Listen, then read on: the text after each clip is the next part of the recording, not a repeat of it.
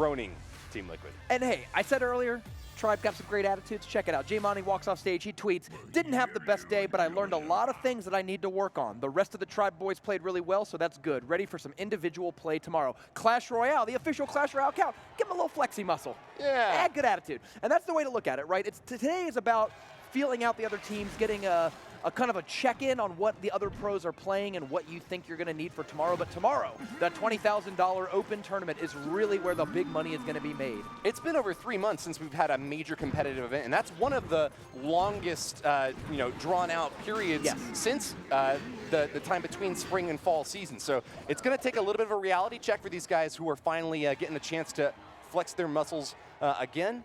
But no damage for either player just yet. Azili's a little bit ahead in Elixir. He's going to pump up in the center. I like that a lot. And remember that every player you've seen here on stage today has easily completed the 20-win challenge. And like in some cases, multiple. Like some of these players have done the 20-win challenge on their own account, then on a mini account, on a free-to-play account, whatever, right? So these guys are the very best of the best. And sometimes it's hard to judge just like where you stand or how good you are at a given time because if all of them can 20-win, well then how do you really start to find that granular difference between these players? And it's events like this that allow us to sort that out. Zappy's come down, made short work of. P.E.K.K.A comes down though. This P.E.K.K.A Goblin Hut Zappy's deck is the most popular deck in the metagame, and I think it matches up pretty well against 3 Musketeers, although Azili's takes the early lead and has got to set up a second pump in a very short time. Great minion horde, but unfortunately for Azili's, just not enough to kill that flying machine down, and then the one swipe that all 6 of those got. Zap coming in from Adrian Piedra. Keeps his right side relatively healthy. Guard's not going to get too much work done on the backside. But look out for Azili's. Already pumping up again and looking for that Elixir advantage. No damage on either of his towers. He's going to look to continue pressuring that left lane if he can. But doesn't really have much to say about that overall. With the 3 Muskie deck, he pretty much just has to split up his troops and hope and pray that one of them manages to connect. A great poison from Adrian Piedra. Catches the Musketeers, the tower, and the pump in the left lane. Insane value. Like, that's a 6 Elixir pump, that's 6 Elixir worth of Musketeers, and you just took most of them out. Now, the Miner's going to come down to block, with the idea being that those Musketeers can still get some shots off, and they are actually. Nothing's really hitting them.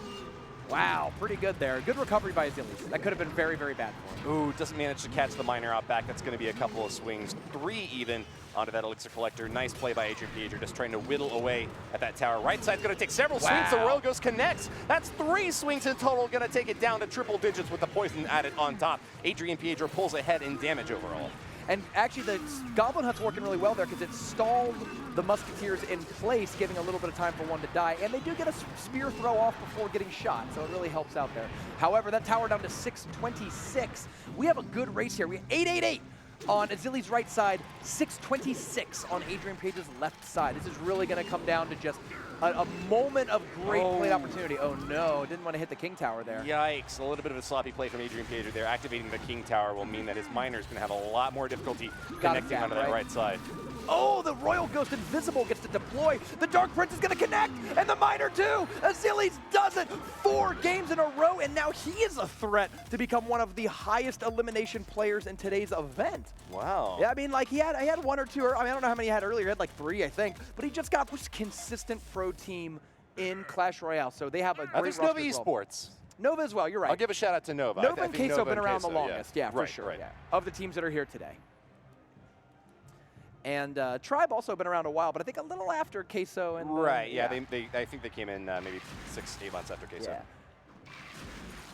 So Zillies, we'll see what they're running. Both running Ice Golem. Not a lot of Knights we've seen today. We've seen some Knights. Not any Valkyries, though, but really Ice Golem seems to be the mini tank of choice for players in this tournament. Setting up a Goblin Hut out back. Gets fireballed down to Ego Beast, starting off slow here, just swiping down this little ground-based push. Moving on in from Azili's, hoping to get some value out of this Mega Minion. But Spear Goblin's really stacking up. Nice zap there. I guess Diego Beast thinking that he can get a little bit of a chip off onto the Goblin Hut there and deal with some of those green guys that were stacking up there. Right side push is looking deadly though on him. I don't know. It's a pretty good Electro Wizard that's going to do a lot to stop there. The guards come in to try to pick off the Electro Wizard and Tower connects. This is called Balloon Cycle, where it's a very fast, cheap deck with the idea being you're going to play multiple balloons. Azili's, on the other hand, playing a much more build-up, defensive-style graveyard deck. Both players have taken a tower early here, and now it looks like we're going to be having a 2-1 or 3-crown game. So Azili's had plenty of elixir there. He chose to, instead of defend the right side, to go aggressive on the left, dropped a Graveyard to get to that 1-1. That could have been a strategic decision, just thinking that he might be better positioned to go for the 2-1, or even to go for the 3 crown at this point. He's got the king down to 2173.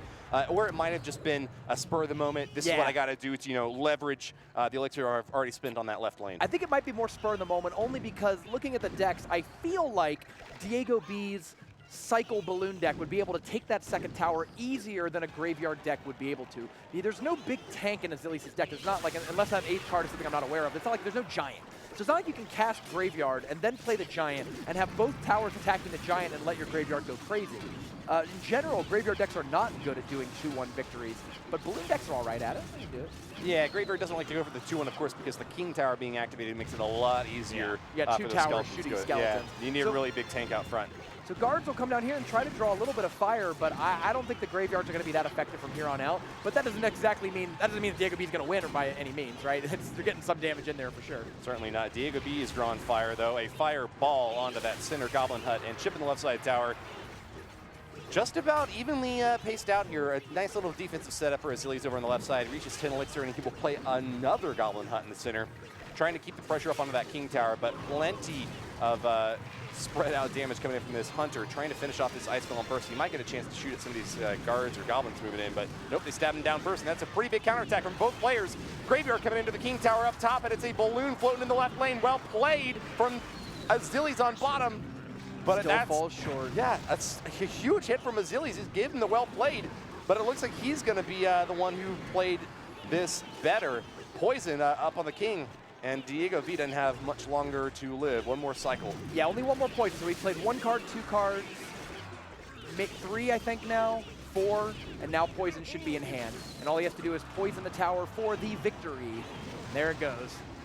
And that means Azilius is going to continue his win streak. 5 matches in a row, 5 games in a row. Who is this guy? He's Azilius from France. And he's got one more try. Maybe they keep it a little bit, you know, on the download for tonight. They got a big day tomorrow. That $20,000 prize pool on the line. Absolutely, but then guess what tomorrow is, though? What's tomorrow? St. Patrick's Day. Ah. Hey, that's when you go hard after you win. Get ready.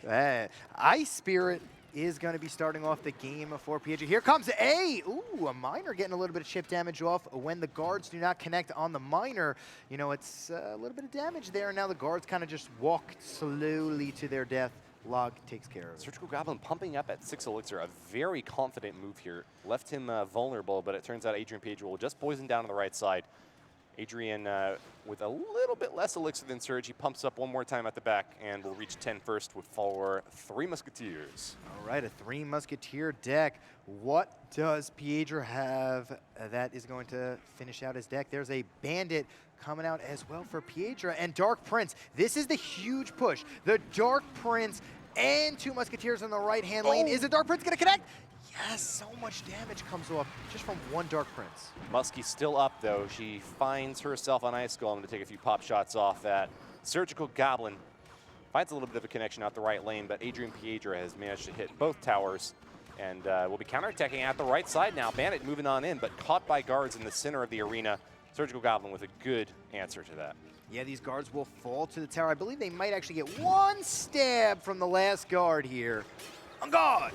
A second stab, in fact. Ice Spirit down the right lane is going to try to support some bats. We'll see if a zap goes off. It does indeed, but a miner straight to the Elixir Collector and nothing to catch it. Fantastic play by Adrian Piedra, denying the Elixir advantage to Surgical Goblin there. They'll be just about even on juice overall. Surge ahead, maybe about 1.5 or 2 drops. Yeah, and Surge is really happy with this going into double elixir time with this 3 Musketeer deck.